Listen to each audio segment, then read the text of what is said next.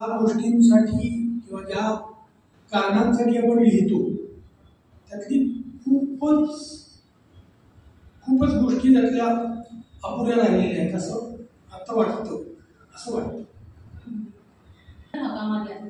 मला दोन्ही कादंबऱ्या वाचताना नेहमी असं, आता तुम्ही जे म्हणालात म्हणून असं म्हणायचं होतं की दोन्ही कादंबऱ्या वाचत असताना दंशकांमधली जी काकू आहे, काकूचं पात्र ज्यावेळी वाचते म्हणून त्याचं कनेक्शन कुठंतरी मला हाकामारीमधल्या संध्यामध्ये सापडतं. कारण काकू जर लहान वयाची असती तर ती संध्या असतेच, किंवा नानू जो आहे तो हाकामारीतला छोटा नाही, कारण त्यांचं वर्तन खूप सारखं आहे आणि हाकामारी नंतर लिहिली गेली आहे खरं म्हणजे दंशकांच्या. तर असं काही याच्यामध्ये दोन कादंबऱ्यांमध्ये म्हणजे आता अपुरा म्हणाला की ह्याचं होतं राहिलं बरंच लिहिता आलं, तर हे असं कनेक्शन तुमच्या मनात आहे का, किंवा ती पात्र जी असतात त्याचा विस्तार आहे का? नाही, असं काही नाही. म्हणजे खरं तर आपण लेखक म्हणून लिहिली होती, त्यामुळे त्या दंशकांमधले काही अंश आहेत ते त्यात थोडे येणं हे साहजिक आहे. त्यामुळे मला वाटत नाही की असं काही खूप म्हणजे प्रामाणिक उत्तर द्यायचं झालं तर नाही. म्हणजे माणूस म्हणून लेखक आपण एकच असतो, म्हणजे असंच नाही. तुम्ही माझी घटनेतल्या गोष्टी घेतल्या जर का, ते म्हणजे खूपच तसं हलकं फुलकं पुस्तक आहे, त्यात पण तुम्हाला दंशकांमधली अंश दिसतील. मला वाटतं की हा एक लेखक म्हणून एकच व्यक्ती असल्याचं हे एक द्योतक आहे की हाकामारीमध्ये दंशकांमधले तुम्ही थ्रेड्स शोधू शकता. आणि दुसरं काय माहिती का, मी कोकणात वाढलो, माझ्या बऱ्याचशा कथाकादंबऱ्यांमध्ये कोकणी येतं, त्यामुळे मेल्यू जो असतो ज्याला पट म्हणतो आपण, तो पट कोकणातला असतो. त्यामुळे जेव्हा तुम्ही पहिली नजर टाकताना त्यावेळी तुम्हाला प्रथमदर्शनी असंच वाटतं, अरे हे तर काय म्हणजे हे दंशकांसारखं असू शकेल, चांगल्या किंवा वाईट अर्थाने दोन्ही अर्थाने. इथे फक्त एक एक्स्ट्रा मुद्दा बोलून गेला. तळणींच्या तुम्ही जर का कादंबऱ्या कथांनीट वाचल्या ना, तर ते कोकण आहे ना, ते समुद्राकाठचं कोकण आहे. माझ्या कुठल्याही कादंबरीत कथानकात तुम्हाला समुद्र आढळणार नाही, कारण माझं जे गाव आहे, माझं जे कोकण आहे ते समुद्राकाठचं नाही आहे. इनफॅक्ट मला समुद्राबद्दल फारच माझ्या मनात कंटाळा आहे. समुद्र एक अत्यंत रटाळ गोष्ट आहे, तिथे काहीच घडू शकत नाही. माझं जे कोकण आहे त्यात भरपूर घरगर्द झाडे असतात. तिथे एकेकाळी असं होतं की तिथे तुम्ही गेलात की त्या अंधारातच बरंच काही काही आपल्याला सुचू शकतं, वाटू शकतं. असं काही सांगू दिसतं. तर मला अनेकदा असं आढळतं की कादंबरी असो किंवा इतरही कादंबऱ्या किंवा कथा असो, त्यातल्या ज्या स्त्री व्यक्तिरेखा आहेत त्या बऱ्यापैकी ताकदीच्या आहेत. म्हणजे दरवेळेला त्या करतील त्या गोष्टी नैतिक अनैतिक योग्य अयोग्य काय असतील नसतील आपण सांगू शकत नाही, पण त्या खूप काहीतरी करतात किंवा त्यांच्या काहीतरी करण्यामुळे कथानकामध्ये टर्निंग पॉईंट्स येतात.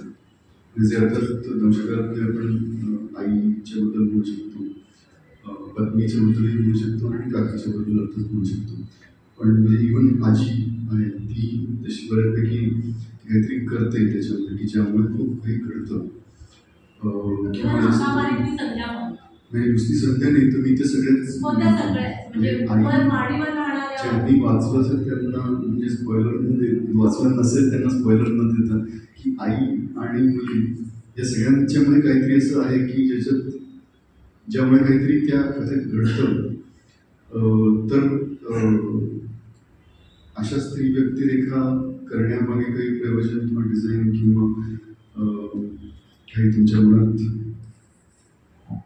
नाही, असं काही नाही. मुळात आपण आपला जो समाज आहे जो कुटुंबांपासून बनला असं आपण धरलं.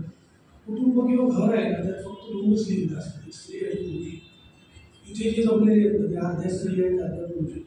त्यामुळे आपण स्त्री व्यक्तिरेखा स्ट्रॉंग आणि पुरुष व्यक्तिरेखा असं काही नाही. माझ्या कथांमध्ये पुरुष व्यक्तिरेखाही स्ट्रॉंग आहेत. कदाचित स्त्री व्यक्तिरेखा जास्त स्ट्रॉंग वाटत असतील.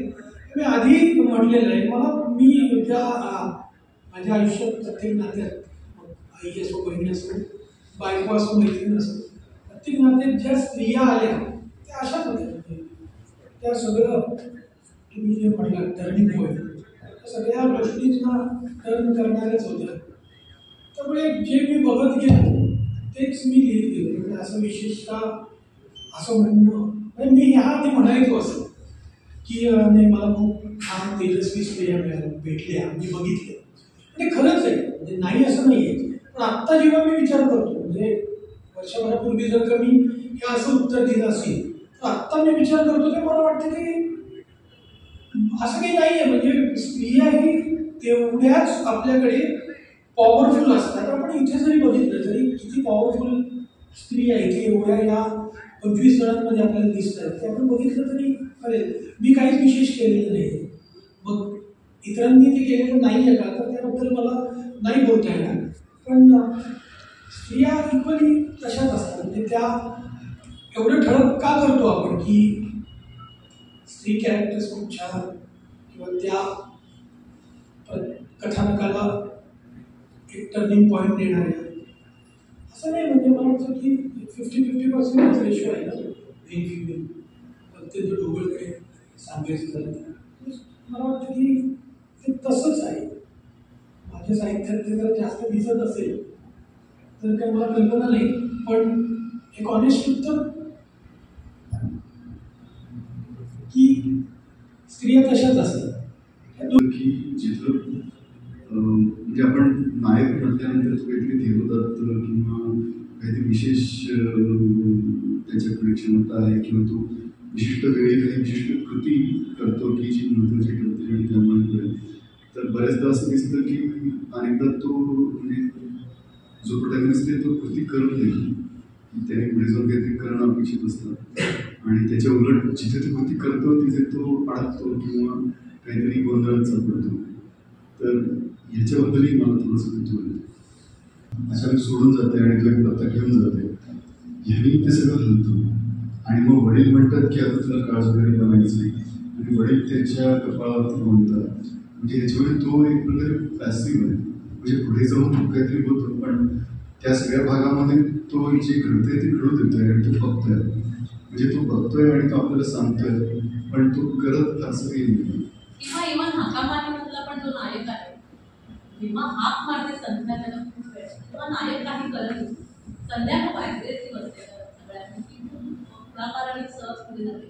पण नायक मात्र कायम शांत असतो किंवा तो मनात असूनही काही कृती करत नाही. म्हणतात नानू तसाच आहे. दंशकामधला जो नानू आहे तो हे कायमच तो खूप सबमिसिव्ह राहिला आणि ज्या सगळ्या घटना घडत आहेत ज्या इथे काकू करते बायकोकडनं होते आणि नानू काय ते मोठं एक खूप सुंदर लिहिलंय ऋषिकेशनी. ते नानू तिथे ऍक्टिव्ह आहे की वडिलांचं श्राद्ध तो जो एक प्रसंग आहे तिथे फक्त नानू असा स्वतंत्रपणे उभा आहे. एरवी त्याला कायम काकू बायको आई असे सगळे कृत्या करत राहतात आणि नानू कायम गप्प शांत किंवा थोडासा सबमिसिव्ह असं लागतं. त्यामुळे तुम्ही म्हणता ते अगदी जाणवतं. आता याची ना 3 प्रकारे उत्तर देते. एक उत्तर म्हणजे मगाशी जो प्रश्न होता की स्त्रिया ऍक्टिव्ह असतात. स्त्रिया ऍक्टिव्ह असतात त्यामुळे मला पुरुष पात्रांना थोडंसं पॅसिव्ह ठेवणं गरजेचं आहे. हे एक उत्तर. दुसरं प्रामाणिक उत्तर म्हणजे त्यांना जर कमी पॅसिव्ह ठेवलं नाही तर माझं कथानकच पुढेच पडतं. त्यामुळे जे आता फ्लायरमध्ये लिहिलेलं आहे तुम्ही सुचवलं असावं वाचकप्रिय लेखक तुम्ही वाचकप्रिय होण्याचं. तर तिसरं मला नाही असं वाटत. म्हणजे अगदी ऑनेस्टली सांगायचं झालं तर कोणतेही घटनाक्रम घडवण्यासाठी ना ती पात्र आहेत ना ती तशी वागणं जे आहे ते आवश्यक असते. त्यांनी तसं ॲक्ट करणं त्यांची वाटचाल तशी होणं हे गरजेचं असतं. मला वाटतं की प्रत्येक पात्र जे असतं कोणतंही पात्र आपण सभोवताली जे बघितलेलं असतं तेच आपण त्यांच्यात आणत असतो आणि आपण तेच गुणधर्म त्यांना देत असतो. कदाचित मी पाहिलेले जे नायक असतील आयुष्यात ते नायक असेच असतील. ती कदाचित ते नायक नसतील ती फक्त एक मध्यवर्ती पात्र असतील. नायक म्हटल्यावर काय की त्यांच्यात एक सकारात्मक काही गुण येतात आणि मध्यवर्ती पात्र म्हणजे काय की त्या मध्यवर्ती पात्राच्या सभोवताली घटना घडतात आणि तो त्या घटनाक्रमाचे प्रोजेक्शन आहे प्रक्षेप आहे ते तो लोकांना दाखवतो. म्हणजे आपण जर का कथा कादंबऱ्यांच्या पर्स्पेक्टिव्हमध्ये बोलायचं झालं तर हे जे मध्यवर्ती पात्र आहे माझ्या कथांमधलं तो एकूण कथानक जे घडतंय ते तो त्या वाचकांसमोर आणतो. तर माझ्या लेखनातच असं आहे की तुम्ही म्हणताय त्याप्रमाणे त्याला पॅसिव्ह ठेवलं नाही तर ते पुढे येणार नाही. पण आता काय आहे की हा प्रश्न असा आहे की याला एन्काउंटर करण्यासाठी मी माझ्या कथा कादंबऱ्यांमधल्या ॲक्टिव्ह प्रोटॅगोनिस्ट किंवा ॲक्टिव्ह मध्यवर्ती पात्रांची उदाहरणं देऊ शकतो. पण असं करणं मी कधीच केलेलं नाही की मग तुम्ही हे वाचा ते वाचा. मला वाटतं की असं नसावं. ते कथा लिहिण्याचे एक टूल असतं आणि ते टूल वापरता वापरता मला वाटतं लेखक म्हणून जे मला सांगायचंय ते सांगितलं जातं. कधी कधी त्याचा एक बाय प्रोडक्ट म्हणून ती पात्र आहेत त्यांच्यावर एक प्रकारे ती थोडीशी कृत्रिम होऊ शकते. म्हणजे तुझ्या पॅसिव्ह शब्दाला एक जोड शब्द दिला तर. पण मला विचारशील तर मला असं वाटत नाही. कारण माझ्या लिहिण्याच्या प्रोसेसला जर का प्रामाणिक राहून त्या प्रोसेसशी प्रामाणिक राहून जर उत्तर द्यायचं म्हटलं तर मी चेक करत असतो लिहिताना प्रत्येक पीठ की त्या कथानकाचा त्या पात्राचा की असं घडतंय का तसं होतंय का हे पात्र थोडं पॅसिव्ह होतंय का. मला नाही वाटत ते तसं होतंय. पण कदाचित शेवटी एकदा लिहून झालं की वाचक जो आहे त्याचंच मत जे आहे ते शेवटी ग्राह्य धरावं अशा मताचं मी आहे.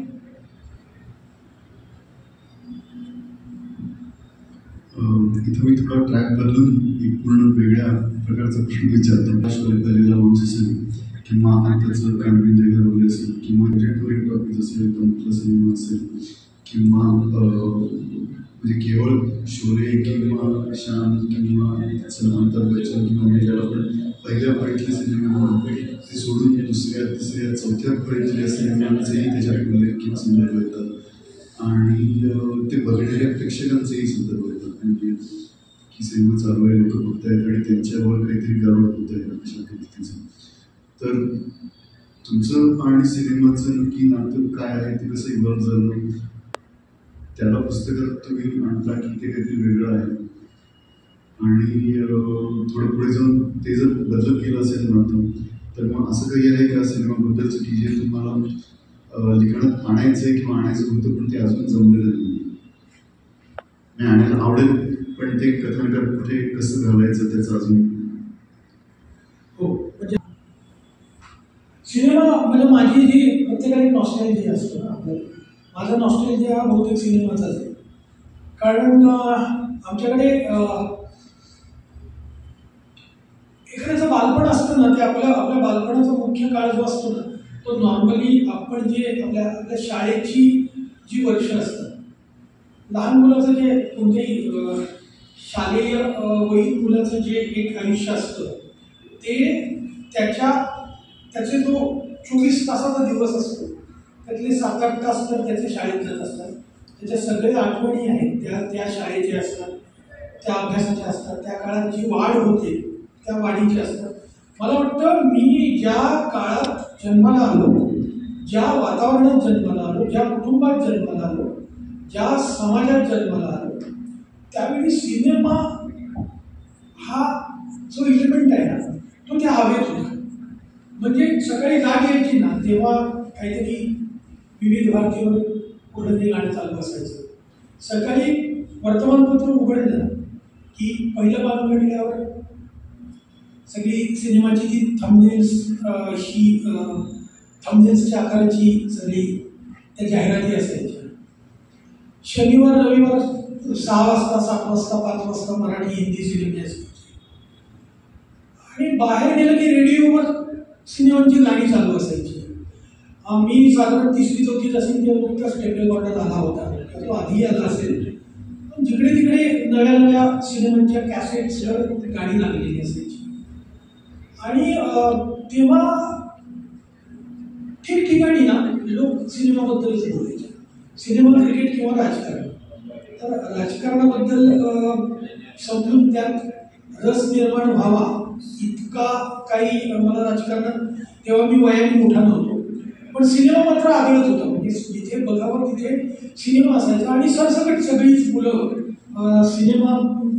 सिनेमाच्या त्या गारुडात अडकलेली होती. मला वाटतं की तो जो सिनेमा आहे किंवा शोलेची महती म्हणा किंवा शानची महती म्हणा, त्या काळात जेवढे सिनेमे आले गेले तर त्याबद्दलच्या चक्षुचमत्कारिक घटना ऐकत, अनुभव ऐकतच माझी पिढी किंवा आपल्या सगळ्यांचीच पिढी असेल ती मोठी झाली. आणि मला वाटतं माझ्या घरात सगळेच जण सिनेमे बघणारे होते, वडील सोडले तर. तो टॉकीज म्हणतो, टुरिंग टॉकीजचे सिनेमे. म्हणजे आमच्याकडे ॲक्च्युअल टुरिंग टॉकीज नव्हतं, पण गावात दत्त जयंती साजरी व्हायची. त्या दत्त जयंतीला एकदम 4 सिनेमे दाखवले जायचे, 4 रात्री 4 सिनेमे. तर सिनेमा बघणं हा एकच तो इव्हेंट असायचा. त्या काळातच सिनेमे दाखवले जायचे. पहिल्या दिवशी एखादा धार्मिक सिनेमा व्हायचा, दुसऱ्या दिवशी मराठी, तिसऱ्या चौथ्या दिवशी म्हणजे असा मसाले, ज्याला आपण मसाला फिल्म म्हणतो हिंदी, ती फिल्म दाखवली जायची. शिवाय मला वाटतं शनिवारी मराठी फिल्म, रविवारी हिंदी फिल्म हे नुकतंच सुरू झालं होतं दूरदर्शन. आणि मग काय झालं की मग VCR आलं. म्हणजे माझी पिढी जी आहे ती थोडीशी नशीबवान. म्हणजे आम्ही टुरिंग टॉकीज जे म्हणतोच, म्हणजे पडद्यावर प्रोजेक्टर लावून सिनेमा दाखवणं हेही बघितलं. आमच्या गावात थिएटर नव्हतं, पण वर्षभरासाठी एक ओपन थिएटर आलं होतं जे फक्त बिगर पावसाळी दिवसांमध्ये चालू असायचं. ते 1 वर्षांनी बंद झालं. तर मी तिथेही सिनेमे बघितले. त्यानंतर VCR आला, मी VCRमध्ये सिनेमे बघितले. त्याच्यानंतर CD झाले, मी CDवरही सिनेमे बघितले. त्यानंतर काय आपली छोटी छोटी जी सिंगल स्क्रीन सिनेमागृह होती तिथेही बघितली. त्यानंतर मल्टिप्लेक्सेस आली, तिथेही बघितली. मला वाटतं मी सिनेमाचं प्रोजेक्शन ज्या ज्या स्वरूपात झालं तंत्रज्ञानाबाईच, त्या प्रत्येकाचा साक्षीदार होतो अशा पिढीत मी जन्मला. त्यामुळे सगळं म्हणजे खरोखरच सर्व प्रकारचे बघितले. आणि तसं सिनेमाच्या बाबतीत माझ्या सुदैवाने मला गाईड करणारं कोणी नव्हतं. त्यामुळे मी तद्दन मसाला सिनेमेच बघितले. अगदी नावं घ्यायची होती, आंधी तुफान, गिरफ्तार, असे जो घडीमार व्हायचा ना. त्यामुळे मला वाटतं की एक खूप छान सिनेमॅटिक वाढीचा काळ मला मिळाला. हे दुसरं. आणि तिसरं मी तुला विचारायचं होतं की सिनेमाशी रिलेटेड अजून काही लेखन राहिले का? तर हो, मला वाटतं की कानविंदे हरवले जे आहे त्यातून मला जे लिहायचं होतं ते खूप कमी लिहून झाले. म्हणजे अजून बरंच मला म्हणजे ते कशा मार्गाने लिहायचं आहे, कशा पद्धतीने लिहायचं आहे हे मला माहीत नाही. पण मला वाटतं की कानविंदे हरवले हे एक त्याची एक सुरुवात असेल. मला सिनेमावर आधारित एक अजून मोठी एक फिक्शन द्यायचं आहे, ज्याचा अर्थात बेस फॅन्टसी असेल, याचा अर्थ बेस किंवा ज्याचं फ्लेश हे कदाचित रहस्यगूढ असेल. पण मला सिनेमावर माझ्या मनात जो सिनेमा आहे किंवा मला जे सिनेमाचं एक भव्य रूप दिसतं त्यावर मला अजून खूप लिहायचं बाकी आहे. ते कशाद्वारे येईल हे मला सांगता येत नाही, पण बघूया. फॉर्म म्हणून ती खूप वेगळं आहे. म्हणजे एरवी कादंबरी जी त्याचा ओघ आहे, त्याचा एक कंटेंट आशय जो येतो त्याच्यामध्येच तुम्ही मध्येच असं आत्ता म्हणायचं नाही, पण एरवी आपण असं म्हणतो असतो की ह्याच्यामध्ये हे कोटेशन्स काय येत आहेत आणि त्याच्यातून तुमचा अभ्यासही दिसतो. म्हणजे तुम्ही बऱ्यापैकी चांगला अभ्यास केला ती कादंबरी लिहिताना असं वाटतं. तर हे फार उत्सुकता आहे ह्याच्याबद्दल की ते कोट काय विचाराने तुम्ही टाकले आणि त्याचा अभ्यास. म्हणजे एरवी कादंबरी लिहिली त्याच्या अगोदर तुम्ही एक सिनेमा करून झाला होता आणि खूप कादंबऱ्या लिहिल्या होत्या, त्यामुळे निर्मिती प्रक्रिया म्हणून सुद्धा तुमच्यामध्ये काही वेगळ्या बाजूने तुम्ही विचार केला का त्या फॉर्मचा? तुम्हाला अगदी ऑनेस्टली सांगायचं झालं तर अभ्यास हा मोठा शब्द आहे. ते जे कोट्स टाकणं जे आहे ना त्याला एक शब्द इंग्रजीत गिमिक. त्यांनी काय होतं ते कोट्स वगैरे टाकले ना की समोर तो ऑलरेडी खूप प्रभावित होतो. आणि माझ्यासाठी ना तो एक क्राफ्टचा भाग होता. मला जिथे जिथे मी म्हणजे गिमिक नव्हतं, मला पुढचं सांगतो, पण त्याला आपण गिमिकही म्हणू शकतो. मला जिथे जिथे त्या कादंबरीत मी सिनेमात एक साऊंड नावाची संज्ञा आहे, सिनेमातल्या साऊंडला मी लिटरेचरमध्ये आणत होतो, तिथे तिथे मी त्याचं सुलभीकरण करण्यासाठी साऊंड विषयक मी एक कोट टाकला. किंवा सिनेमात संकलन नावाची सिनेमातली एक संज्ञा आहे, त्या संकलनाविषयी मी साहित्यिक भाष्य करताना मी त्याचा एक कोट टाकला. असं करत करत करत मी ती बांधत गेलो. मला माहीत नाही ते एक फायनल प्रोडक्ट म्हणून ते कसं झालंय मला माहीत नाही, पण तो एक खूप अवघड ती प्रोसेस होती. आणि राहता राहिलं तोपर्यंत मी 1-2 सिनेमे केलेले असल्यामुळे बाकी जी सिनेमाची एक तांत्रिक माहिती आहे ती तर काय सिनेमा न करणारा माणूस गोळा करू शकतो. त्यामुळे मी सिनेमे 2 केले होते, त्यामुळे ती तांत्रिक माहिती त्यात आली. पण कर्णिंदी हरवण्याबद्दल मला माहीत नाही आलं. म्हणजे मी स्वतः त्याच्यावर खूप भली आणि बुरी अशा 2 प्रकारच्या प्रतिक्रिया आल्या. दोन्ही माझ्या अलीकडे पलीकडे बसलेल्या आहेत प्रतिक्रिया. तर पण त्याबद्दल मी आता म्हणजे मला माहीत नाही ते चांगलं आहे का वाईट आहे. म्हणजे मला खूप ते लिहून ज्या पद्धतीने मी त्यातून बाहेर आलो, मला एकतर मला एक खूप वाईट कोड आहे. खूप कॉम्प्लिकेशन्स निर्माण करायची आणि नंतर मग ती सोडवण्यासाठी खूप आटापिटा करायचा जीवाचा. मग तो जीवाचा आटापिटा करणं आहे तो काही लोकांना आवडतो, काही लोकांना तो नाही आवडत. पण मला स्वतःला ते आवडतं. खूप कोडी निर्माण करायची. कधीतरी मला वाटतं अशी वेळ येईल की कोडी निर्माण होतील आणि ती आपोआप सुटतील, आटापिटा करावा लागणार नाही. सो तू जे मगाशी विचारलेलंस सिनेमाबद्दल अजून काही तू लिहिणार आहेस का, तर ते कदाचित आटापिटा न करता लिहिली जाणारी जी कादंबरी आहे ती अजून लिहायची. थोडंसं परत आपण मागे जाऊया की तुमच्या लेखनामध्ये आशयाबरोबर म्हणजे कथानक आहे, क्राफ्टिंग आहे, जे काही एक लेखक एका कादंबरीसाठी कथेसाठी करतो. पुन्हा एकदा मी ट्राय करत होतो आणि एका एलिमेंटबद्दल मला विचारायचं आहे, ते म्हणजे भय. म्हणजे काही जॉन म्हणूनच भयकथा लिहिलेल्या आहेत, तर तो भाग वेगळा. परंतु इतरही अनेक कथांमध्ये असं लक्षात येतं की त्यातली अनेक पात्र ही कोणत्या ना कोणत्या पद्धतीने भयग्रस्त आहेत आणि ते कशाचंही असू शकतं. म्हणजे की भविष्याबद्दल आई सोडून गेली आणि आता भविष्याबद्दलचं भय, किंवा त्या अनिश्चिततेतून आलेलं भय, किंवा म्हणजे आता आपण गाव सोडून आलो आणि त्यामुळे इथं काहीतरी नवीन उभं करतोय, परंतु ते गाव सुटत नाही. ह्यातून केवळ नसल्याचे नाही तर त्यातून एक भयही येतं. तर खूप वेगवेगळ्या पद्धतींनी, किंवा इव्हन कानविंदे हरवल्यामध्ये संबंध की काहीतरी अनाकलनीय घडत आहे आणि जे अतर्क्य आहे किंवा आपल्याला कळत नाही नक्की काय होतंय ते, आणि त्यातून आलेला एक त्यातला जो भाव असतो. माझा मूळ स्वभाव हा अत्यंत म्हणजे मी बरेचदा म्हटलेले भीती माझ्या 5वीला रुजलेली असते. मी खूप भयग्रस्त माणूस आहे. मला सतत भीती वाटत असते आणि भीतीची ना खूप रूपं आहेत. म्हणजे त्यात अँझायटी झाली, अस्वस्थता झाली, मग निराशा आहे पण एक भीतीचंच रूप आहे.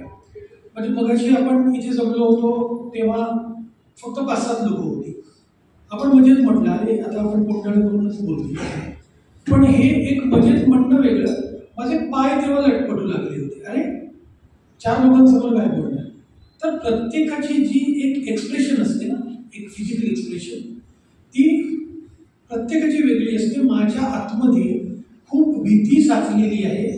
भीती साचणं आणि भित्रा माणूस हे खूप वेगळं आहे. मला भित्रा म्हणजे मी परिस्थितीला घाबरणारा माणूस नाही आहे, पण परिस्थितीची मला आधीच भीती वाटत असते. मी घरातून निघालो तेव्हा अगदी व्यवस्थित उघडीप झाली होती, त्यामुळे मी 2 व्हीलरवर आलो. पण तिथून इथपर्यंत येताना पाऊस आला तर ह्या विचार मनात येणं वेगळं आहे, पण त्या विचारांनी आपली अस्वस्थता, आपली अँझायटी कितपत वाढणं हे माझ्यातलं जे मीटर आहे ते खूप हायला जात असतं.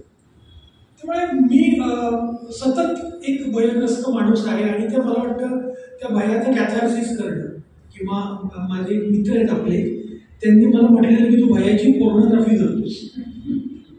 तर मला म्हणायचं की हो असेल. याचं खरं कारण आहे तू हा खूप बरोबर प्रश्न विचारलास. याआधी हे प्रश्न उद्धरते विचारले गेले होते आणि मला त्याची उत्तरं देता आली नव्हती. त्यामुळे एक लक्षात घ्यायला हवं सगळ्यांनीच की एखादा माणूस जेव्हा भयाविषयी लिहितो तेव्हा आणि भय म्हणजे आपल्याकडे फक्त बुद्धाचं भय वगैरे खूप त्याच्याकडे इतकं मूर्खासारखं बघितलं जातं. भीती ही खरी आदिम भावना आहे. म्हणजे मला वाटतं जेव्हा माणूस जन्माला आला तेव्हा त्याच्याकडे दोनच भावना होत्या. एक म्हणजे सेक्स करणं कारण त्याला त्याची पिढी पुढे वाढवायची होती आणि दुसरं म्हणजे भीती. भीती ती संरक्षणाची असेल विषारी सापांची असेल जेव्हा तो भयच राहिला. त्यामुळे ही भय ही सगळ्यात आदिम भावना आहे आणि मला वाटतं ही जी भीती आहे या भीतीचं एक्सप्लोरेशन करणं यानं त्या मार्गाने हे मला आवडतं आणि मी त्याच्यात रमतो. आणि एरवीही जेव्हा मी एकटा असतो तेव्हा मला त्या भीतीचं उत्खनन करायलाच आवडतं. मी ती माझ्या आतली प्रोसेस कधीतरी कदाचित लिहीन त्यावेळी त्याविषयी जास्त बोललं जाईल किंवा जास्त लिहिलं जाईल व्यक्त होईल त्यावेळी मी. आत्ता असं त्या भीतीविषयी सांगता येणार नाही पण भीती ही एक खूप आपल्याकडे मराठी साहित्यात आपल्याकडे खूप जिच्याबद्दल खूप कमी बोललं गेलेलं आहे किंवा बोललं गेलं असेल तर ते फक्त सायकोलॉजिकल टर्म्समध्ये मग कोणतरी जे कॉलम लिहितात ना सायकोलॉजीचे आपल्याकडे सायकॅट्रीचे त्यांनी काहीतरी लिहिलेले असतील एवढंच केलं गेलेलं आहे. बाकी भीतीचं खरं उत्खनन हे आपल्याकडे फार कमी झालेलं आहे. मग साहित्यातून असो किंवा मग तो सिनेमा असो किंवा नाटकं असो आपल्याकडे भीतीचं नाही. म्हणजे तेवढं ॲनालिसिस उत्खनन हाच खरा शब्द आहे ते आपल्याकडे केलं गेलेलं नाही आहे. किंवा मला वाटतं कोणत्याही इमोशनचं खरं उत्खनन म्हणजे एखादा माणूस विनोदी लिहित होतो तो ते विनोदी लिहिण्यामागे काय तर फक्त कारुण्य म्हणजे आपल्याकडे फक्त हसर दुःख इतपतच विनोदाकडे बघितलं. विनोदाचं खरं उत्खनन काय आहे बॅक टू आवर का आपण आपली जी ओरिजिन्स आहे तिथं जाऊन आपण कशा प्रकारे विनोदाकडे बघू किंवा प्रेमाकडे बघू हे ओव्हरऑल जरा कमीच झालेलं आहे. तर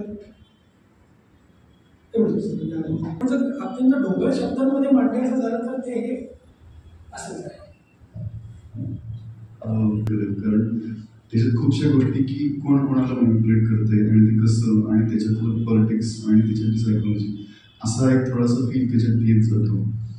तर म्हणजे हे पुन्हा की हे करण्यामागे तशी भूमिका असते की गोष्ट सांगताना ते आपोआप होतं? नाही अजिबात भूमिका नसते.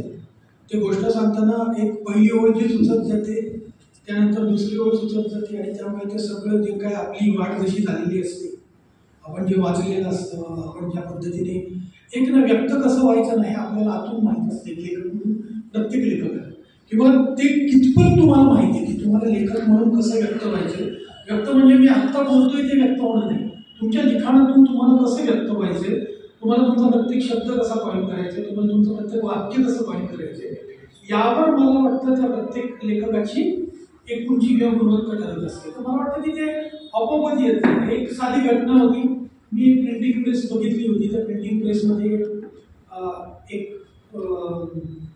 एक विधवा बाई होती की तिच्या मागे लागलेली एक त्या पूर्ण प्रिंटिंग प्रेसमध्ये 7-8 माणसं होती. एक 2 पेटींमध्ये मी हे बघितलं. ते कदाचित तसं नसेल मी माझ्या बघण्यामध्ये मधला जो दोष असेल यावर कथा काय लिहिणार पण ती कथा सुचतानाच एक पहिली वेळ सुचली आणि मग ती सगळं आपण बांधत गेलं. त्यामुळे ते एक इन्स्टिंक्टमध्ये ती एक पूर्णतः स्पॉन्टेनियस प्रोसेस आहे. त्यामुळे विचार वगैरे मी तरी अजिबात केला नव्हता. त्यामुळे तिळादारवरच्या बाबतीत ही हेच आहे. म्हणजे मी कुठलीही कथा कशी सांगायची याचा कधीच मला खूप विचार मी केलेला नाही आहे. पहिली ओळ सुचली एकतर पहिलं शीर्षक सुचलं ते शीर्षक सुचल्यावर पहिली ओळ सुचते आणि माझ्या सुदैवाने मग तो एक रिदम सापडतो. सुदैवाने किंवा काय म्हणावं दुर्दैवाने जी रिदम सापडते तिला धरून मी माझी कथा कादंबरी पूर्ण करतो. पात्रांच्या मनात जे चालू असतं त्याचं जे इमेजिन असतं, तर त्यातली भाषा ही जी आजच्या पिढीला थोडीशी जुन्या वळणाची आणि कदाचित अवघड, म्हणजे कदाचित 50 आणि वरच्या लोकांना ती अवघड वाटणार नाही, किंवा मराठी माध्यमात शिकलेल्या लोकांना ती अवघड वाटणार नाही, पण 20-30च्या वाचकांना वाटू शकेल. तर एकही प्रतिक्रिया अशी आली नाही किंवा ज्यांना माझी भाषा समजली नसेल त्यांनी प्रतिक्रिया दिली नसेल. त्यामुळे दोन्ही पॉसिबिलिटीज आहेत. त्यामुळे मला असं वाटतं की मी ज्या भाषेत, आणि मी अजिबात जुन्या वळणाची भाषा वगैरे वापरत नाही, पण मला नाही वाटत मी काही जुन्या वळणाची वापरतो. पिढीचं नाही, मला म्हणायचं मग आत्ताचे लेखक भाषा वापरत नाही, आपण अशा पद्धतीने पुटअप करू. मला म्हणायचं भाषा म्हणजे मी जी भाषा शिकलो, भाषा शिकतो म्हणजे काय, असं मी काय BA MA केलं नाही मराठी भाषेत, किंवा मी काय विशेष काही खूप कष्ट घेतले नाही आहेत भाषेसाठी. आणि मला जेव्हा म्हटलं जातं असं की खूप भाषा चांगली, मी म्हटलं ते तर बाय डिफॉल्ट सगळ्यांची असली. त्यामुळे असं जर का वाचायचंच असेल तर ती भाषा तर कळली पाहिजे. कारण मग असंच होतं ना की म्हणजे लहानपणी आमचे एक टॅबू असायचं, अरे इंग्रजी पुस्तक आहे आम्हाला कळत नाही. तसं मात्र आपण मराठी विषयी करायचं झालं तर मग काय होणार, असं नाही आहे काही. म्हणजे मला नाही वाटत अजिबात जुन्या वळणाची भाषा वगैरे. कदाचित कधी कधी मी थोडे जास्त संस्कृत प्रचूर म्हणून, किंवा काय तो शब्द आहे नाही, प्रमाण नाही, एक शब्द मी आता मला आठवत नाही, तर तशी भाषा आपोआप वापरली जात असेल आलं तरी नाही. विज्ञान शब्दाला आपण वैज्ञानिक शब्दांना भाषांतरित, पारिभाषिक कधी कधी मी शब्द वापरतो, पण ते आपोआप येतात. म्हणजे मी असा अजिबात त्यात अजिबात मी कुठलं जाणून बुजून असं करतोय असं मी नाही करत. म्हणजे अगदी एक आता जाता एक उदाहरण देतो. आता मी सदाशिव पेठेत शर्लॉक होम्स नावाचं एक 5-7 कथांचं एक संग्रह किंवा एक पुस्तक लिहितोय, त्याला कादंबरी म्हणून किंवा एक संत कथांची कादंबरी म्हणून. तो म्हणजे मी त्यात जी भाषा वापरली ती मला असं वाटतंय की त्यातली भाषा ही मी जी भारा भागवत, भालभा केळकर यांचे अनुवाद वाचले होते, भारा भागवतांचे, मी त्या भाषेत गेलो, म्हणजे मी त्या वातावरणात गेलो, मी त्या काळात गेलो. म्हणजे एक संज्ञा नवी तयार करायला लागेल. जसं तुम्ही मगाशी नॉस्टॅल्जिया म्हणाला की आपण त्या काळात जाणं, तो ऋतू, तो सगळा काळ पुन्हा अनुभवतो. तसं मला वाटतं की मी अशी भाषा अनुभवू शकतो. मला वाटतं त्या अनुवादांची भाषा आपोआप, म्हणजे त्यासाठी मी पुन्हा अनुवादही वाचलेले नाही आहेत, पण त्या अनुवादांचा किंवा त्या कथांचा इम्पॅक्ट एवढा मोठा होता माझ्यावर की ते आपोआप त्यात आला असावा. आणि हे काय मी स्वतः म्हणत नाही, मला 2-4 प्रतिक्रिया अशा आल्या. किंवा मी जेव्हा लिहित असतो तेव्हा मी स्वतःच ते लिहिताना वाचत असतो. त्यामुळे मला वाचायला जे आवडेल, एखाद्या वाक्यरचनेचा जो एक उद्गार आहे तो मला जसा आवडेल तसाच मी तो पुन्हा लिहित जातो.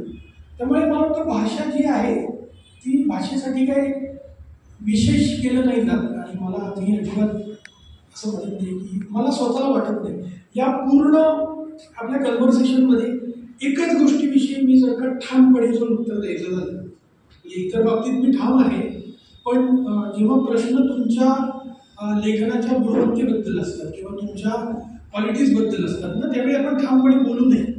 म्हणजे त्यात नेहमी एक प्रकारे हे किंवा ते असं ठेवा. पण भाषेबद्दल जेव्हा मला म्हणशील तेव्हा मला असं अजिबात वाटत नाही जुनी भाषा मी वापरतो. भाषा ही तशीच राहते आणि भाषा ही बदलत जाते. मला वाटतं तर मला जशी ज्या कथानकासाठी जी भाषा मला स्वतःला ऐकायला आवडते, वाचायला आवडते, ती भाषा मी तिथे कन्स्ट्रक्ट आपोआप करत जातो.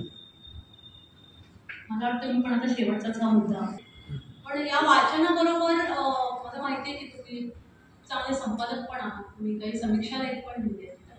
आपल्या लेखनामध्ये संपादकांचा किंवा समीक्षकांचा रोल काय असावा असं संपादक समीक्षक माझे बसलेले, म्हणजे अभिजितला मी प्रत्येक गोष्ट आवर्जून वाचायला देतो, म्हणजे मला त्यावेळी माहीत असतं. म्हणजे आता थोडंसं मी याचं उत्तर थोडं आता हलक्या फुलक्या पद्धतीने देतो. मला माहीत असतं तो काय त्याचं उत्तर देणार आहे किंवा काय ह्याच्यात त्याला नाही आवडलं हे सांगणार आहे, हे मला बरोबर माहीत असतं.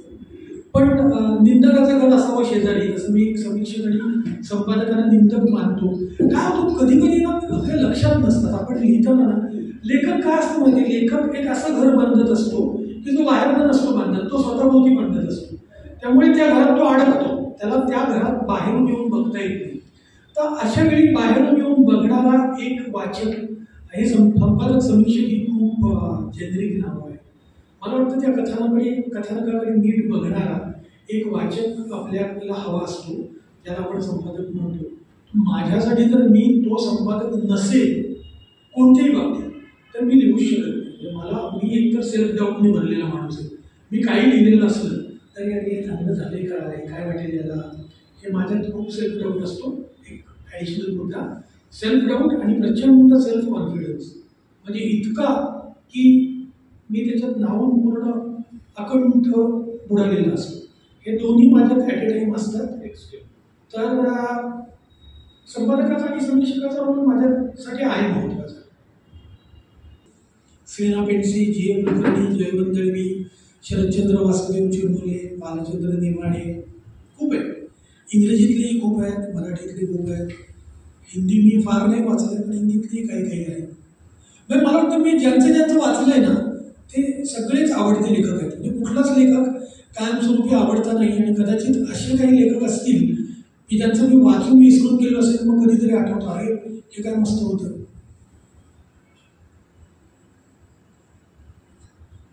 असं कधी लेखनाच्या वेळेला होतं का की पहिली काही वाक्य सुचली पण मग पुढे काहीतरी अडथळा आला किंवा त्यांनी प्रवाह बदलला किंवा एकापेक्षा जास्त त्याचे धागेदोरे जायला लागले आणि आता कुठे जावं, यातल्या कुठल्या धागाला धरून पुढे जावं, अशी काही प्रक्रिया असंच जास्त वेळा होतं.